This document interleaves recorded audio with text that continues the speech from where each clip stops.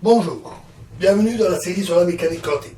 Donc nous allons continuer sur l'interprétation de Copenhague en approfondissant les deux concepts et deux variantes, la fonction d'onde réelle et la fonction d'onde symbolique. Donc dans la fonction d'onde réelle, on considère qu'elle représente un objet physique réel qui, comme la fonction d'onde, est donc étendu dans tout point de l'espace et du temps. Cette représentation est intuitive et naturelle, intuitive puisque la fonction d'onde, qui est un objet central, a cette forme, et naturelle parce qu'il existe déjà des objets physiques qui ont ce type de nature, comme le champ électromagnétique, qui répond à tout point d'espace et du temps, ou tout phénomène qui peut se décrire par des ondes ou par des représentations étendues.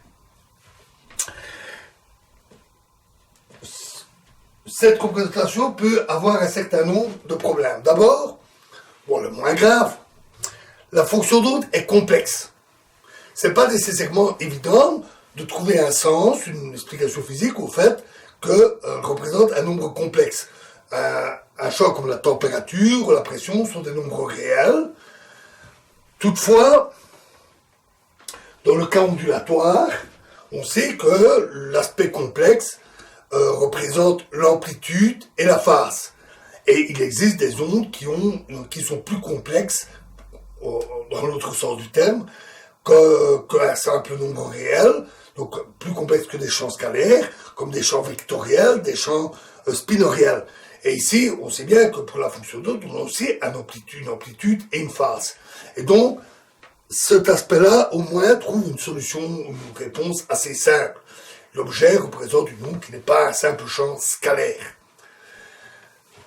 Une plus grosse difficulté est liée au fait qu'on peut avoir une fonction d'onde à deux particules, 1 et 2. Dans ce cas-là, on sait que la fonction d'onde ne peut pas se représenter comme une fonction qui dépend d'une coordonnée spatiale et spatio-temporelle.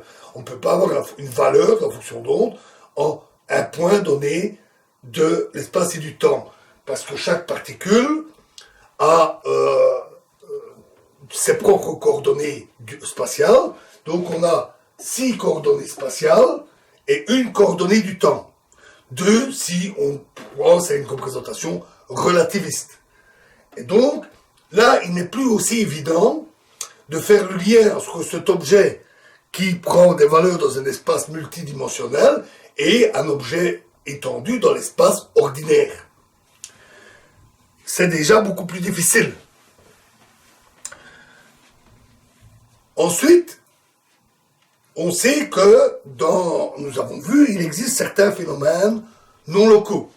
Par exemple, la fonction d'onde, le flux de fonction d'onde qui est représenté par le flux de probabilité que nous avions déjà vu plusieurs fois, peut avoir des phénomènes de vitesse supérieure à la vitesse de la lumière.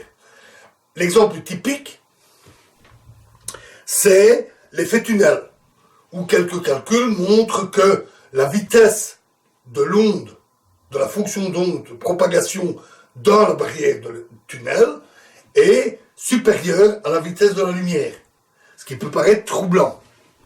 Ça aussi, ce n'est pas encore un problème trop grave, parce qu'on peut vérifier aussi qu'il s'agit d'une vitesse de phase. Et pour les ondes, la vitesse de groupe et la vitesse de phase peuvent être différentes. La vitesse de groupe, c'est typiquement le déplacement d'un paquet d'ondes. La vitesse de phase, la vitesse à laquelle change la phase dans l'espace et le temps. Et l'information est toujours transmise par la plus petite des vitesses. La vitesse de phase, très généralement, c'est elle qui est plus grande, ne représente pas un transfert d'informations, d'énergie ou de matière. Et donc, le fait qu'elle soit supérieure à C n'est pas iconoclaste. Ça peut se produire aussi pour des ondes électromagnétiques. Mais il y a aussi les effets non locaux liés à l'intrication. Comme on l'a vu dans la théorie de Bohm. La fonction d'onde pilote a un effet réel, puisqu'elle se transmet via l'équation guide aux particules, aux corpuscules, et il y a typiquement des effets non locaux pour les corpuscules de Bohm, intriquée. Et ici, la fonction d'onde étant considérée comme un objet physique réel, là aussi, cette intrication introduit des effets non locaux qui violent la relativité. Et ce n'est d'ailleurs pas étranger au fait que l'on ait deux particules dans un espace multidimensionnel pour la fonction d'onde. Il y a encore pire. La réduction de la fonction d'onde, ici, est réelle. C'est-à-dire que l'objet physique se retrouve concentré, par exemple, si on mesure sa position, la position d'une particule, la fonction d'onde va se retrouver concentrée en un point, une petite zone, qui est le résultat de la mesure. Et cette réduction est instantanée. Et là, on a une violation brutale de la relativité restreinte. La fonction d'onde, même si elle s'étend sur plusieurs années-lumière jusqu'aux étoiles, instantanément se retrouve là où on fait la mesure. On pourrait imaginer que ce n'est qu'une approximation et que la vitesse à laquelle elle se réduit est finie, inférieure à la vitesse de la lumière.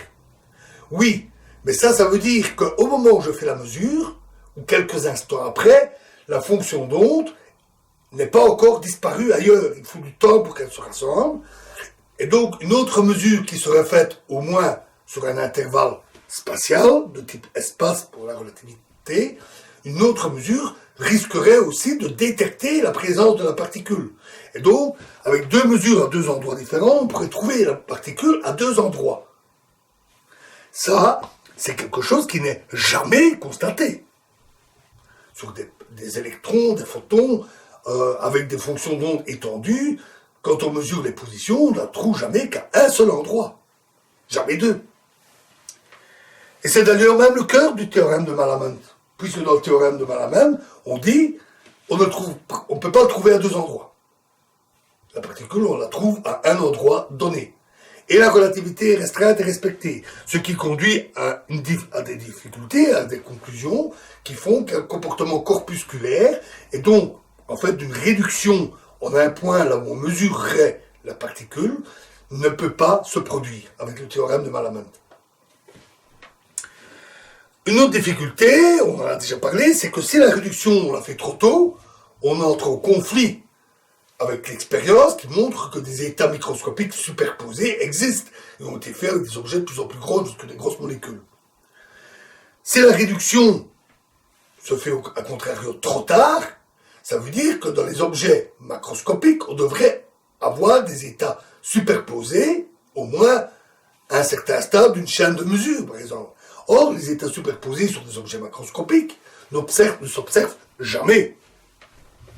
Donc, la réduction physique, on doit la mettre quelque part entre les deux, dans la zone qui, en fait, échappe à l'expérimentation. Trop gros pour pouvoir faire des expériences d'interférence, la décohérence détruisant les états de superposition quantique, et trop petit pour être observé avec les yeux, par exemple. Et donc, on la met dans une zone qui échappe à l'expérience parce qu'on ne le constate pas. Mais c'est gênant, ça. Hein. C'est dire, on risque de ne pas détecter ce phénomène, et donc mettons-le là où on ne peut pas le détecter. C'est un peu ad hoc. Et de fait, à cause de toutes ces difficultés qui sont sérieuses, nous reviendrons sur cette idée d'interprétation avec réduction physique. Cette interprétation de loin n'est pas la plus acceptée, de loin. La grosse majorité des physiciens n'imaginent pas ce type d'interprétation.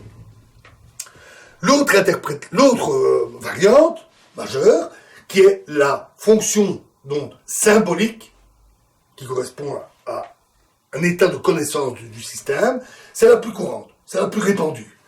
Elle a aussi été creusée plus avant par le père fondateur comme Bohr. Bohr était positiviste, ainsi que plusieurs de ses collaborateurs. Dans le positivisme, on dit que tout ce qu'on a pour connaître le monde, ce sont les résultats des mesures. Et à travers les résultats des mesures, donc des résultats définis, mais aussi des probabilités, ou des statistiques. En effectuant un grand nombre de fois de mesures, on peut calculer les probabilités. Et ça, c'est la seule chose qu'on a. Donc on ne peut pas connaître autre chose, ce qu'on connaît, on ne peut pas mesurer, on ne peut pas le connaître. Elle va donc jusqu'à nier toute existence objective à toute chose qui ne serait pas mesurable, même indirectement. Autre aspect du positivisme, c'est puisqu'on ne peut pas observer le mécanisme de probabiliste, la probabilité, le caractère probabiliste, est considéré comme intrinsèque au phénomène quantique. C'est un aspect fondamental. Il n'y a pas de mécanisme qui l'expliquerait. On a une perte de la notion habituelle de causalité, plutôt un affaiblissement, mais c'est tout à fait envisageable. Donc c'est très différent de la physique classique, où en physique classique, les aspects probabilistes sont liés à des caractères statistiques, comme les mouvements des molécules qu'on ne connaît pas en détail, on n'observe que le résultat global, ou à l'ignorance des détails, la position de toutes ces molécules, ou quand je jette un dé, je ne connais pas le mouvement de la main du dé, la position du dé au micron près, et donc le résultat est franchement imprévisible. Mais il s'agit de phénomènes déterministes et d'ignorance et de statistiques. La philosophie positiviste dit que puisque tout ce qu'on a, ce sont les mesures, on ne peut pas inférer sur un résultat qui n'a pas été mesuré ou pas encore mesuré. Donc, les résultats des mesures sont considérés comme n'ayant pas de réalité avant d'avoir effectué la mesure. La fonction d'onde encode donc, dans cette approche, juste les probabilités. Rien d'autre, parce qu'on n'a que les résultats des mesures, et qui n'existent pas avant mesure, et les probabilités d'obtenir ces résultats. Donc la fonction d'onde n'encode que les probabilités. La fonction, on dit aussi, puisqu'il n'y a rien d'autre, la fonction d'onde est complète. La mécanique quantique est complète, nous en avions parlé. La fonction d'onde contient tout, absolument tout ce qu'il y a à savoir sur le système. Il n'y a pas à chercher ailleurs. Tout le reste ne serait que spéculation, comme les variables cachées. Notons que quand on parle d'un état de connaissance, il ne s'agit pas nécessairement de la connaissance humaine ou d'un observateur. C'est plutôt au sens de l'information, comme dans les théories de l'information, théorie de Shannon, etc. C'est une information stockée au niveau classique. Donc, ça peut être un humain, bien sûr, mais ça peut être aussi un enregistrement, qu'on n'a pas nécessairement encore consulté, ou simplement l'affichage d'un appareil de mesure qu'on n'a même peut-être pas encore regardé. L'appareil de mesure classique.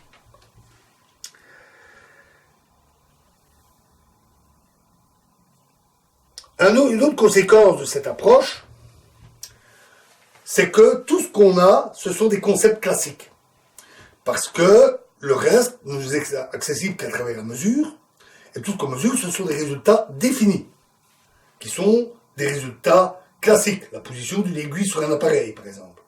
La nature nous a conçus pour avoir des sens adaptés à la physique classique, au monde classique qui nous entoure, et nous n'avons que ces concepts-là pour décrire le monde. Rien d'autre. Si on construit un nouveau concept, il doit être construit à partir de ce qu'on connaît, à partir de concepts classiques. On doit pouvoir expliquer le monde avec des concepts classiques. En particulier, cela conduit à une règle de correspondance, puisque on a les lois quantiques, les lois classiques, il faut pouvoir les lier, et donc la règle de correspondance dit que en mécanique quantique, on a une constante de Planck H, on a des lois, et si on fait tendre H vers 0, alors on retrouve des lois classiques. Par exemple, l'opérateur position et impulsion ne commutent pas, le commutateur est égal à I fois H, la constante de Planck. Si on fait tendre H vers 0, on obtient deux grandeurs, position et impulsion, qui commutent, comme toutes les grandeurs physiques classiques. Le principe de la détermination de Heisenberg aussi. Les variables conjuguées, comme position et impulsion, il y a toujours une imprécision sur les valeurs telles que leur produit est toujours supérieur ou égal à H bar. Et là, en faisant tendre H vers 0, ça veut dire supérieur à 0, c'est-à-dire que les deux peuvent être mesurés avec toute la précision qu'on veut, ensemble. Comme dans la physique classique. On a ça partout. Par exemple, dans le corps noir, le rayonnement de corps noir, déduit par Planck, avec une constante de Planck. Si on fait tendre H vers 0, on retrouve une distribution telle qu'on l'obtiendrait en utilisant la physique classique, statistique de Maxwell-Boltzmann et l'électromagnétisme classique, etc. Avec d'ailleurs la catastrophe ultraviolette. Si on a un atome et qu'on fait tendre la constante de Planck vers 0 dans les solutions que l'on trouve, on trouve que les états tendent vers une situation où les orbites ne sont plus discrétisées, l'électron peut avoir n'importe quelle orbite, et l'électron tombe en spirale en émettant du rayonnement électromagnétique. Dans le pendant quantique, c'est des sauts sur tous les états discrétisés, avec chaque fois émission de photons. Et quand ça se resserre, ça devient un rayonnement continu, avec chute en spirale. Tout cela est si juste, c'est vrai, que dès le départ, ce principe de correspondance fut érigé en une règle, qui est aussi d'ailleurs très pratique. Si on a un système classique, on a les lois, on a qui le décrivent, et on veut en avoir sa description quantique. Eh bien, on prend les variables conjuguées, on prend les commutateurs et on les pose égal à IH. H, constante de Planck. On a introduit la constante de Planck. Donc là, on fait le raisonnement inverse du principe de correspondance pour trouver la formulation quantique. Avec une petite difficulté, parce que, par exemple, le spin n'a pas d'équivalent classique. En tout cas, les spins demi-entiers, en particulier, n'ont pas d'équivalent classique. Donc là, on ne peut pas les déduire d'une loi classique. Mais le principe de correspondance est dans l'autre sens, donc il n'y a pas de souci. Quand on passe aux lois classiques, on ne retrouve plus que les moments angulaires de type vectoriel, comme celui d'une toupie.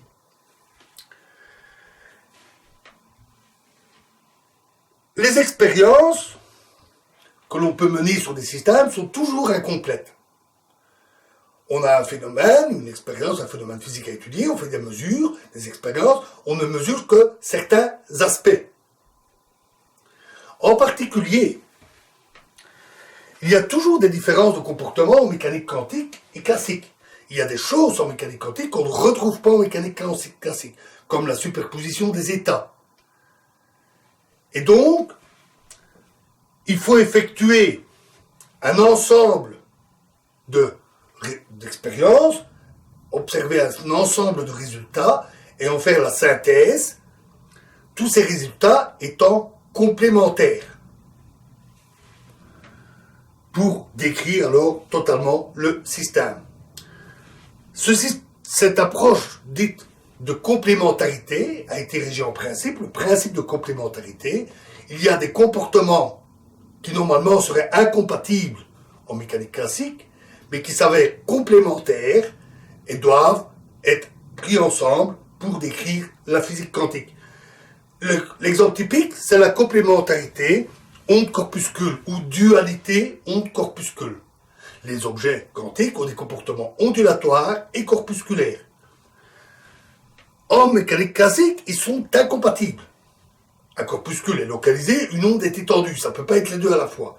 En mécanique quantique, ce n'est pas un problème, mais c'est surtout dû au fait que cela concerne des expériences différentes ou des parties différentes d'une expérience. Dans l'expérience de Jung, les interférences dans la propagation à travers les deux fentes sont typiquement ondulatoires et les impacts sur la cible sont typiquement corpusculaires, ponctuels. Mais ils se font à deux endroits différents, à des moments différents. Donc on doit rassembler les différents comportements qui sont complémentaires pour décrire la mécanique quantique. On retrouve cette dualité, cette complémentarité ou cette dualité dans l'interprétation instrumentale, avec l'évolution linéaire décrite par Schrödinger et la mesure, qui est incompatible avec les lois, avec le formalisme quantique.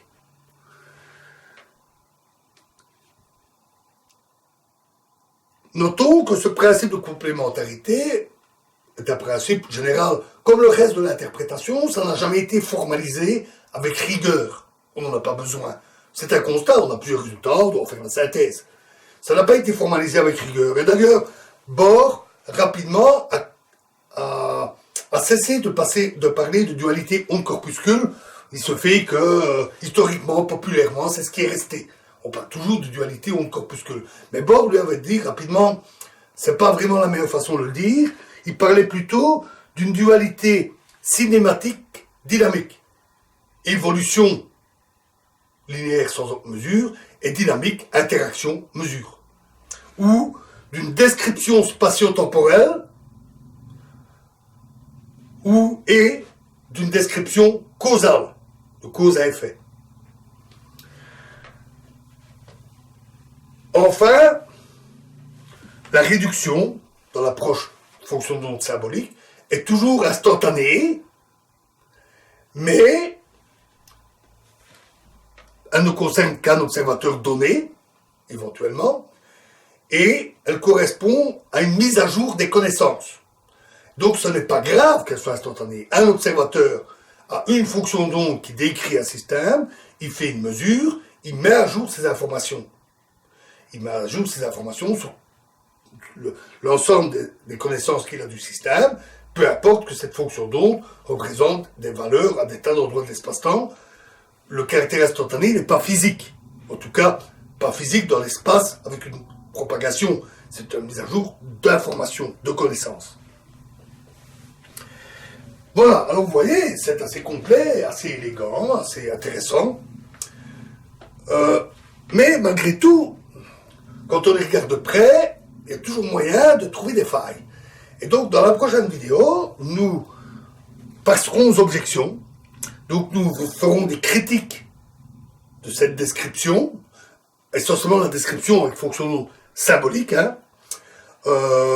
et nous verrons les difficultés qui peuvent rester dans ce type d'approche. Je vous remercie.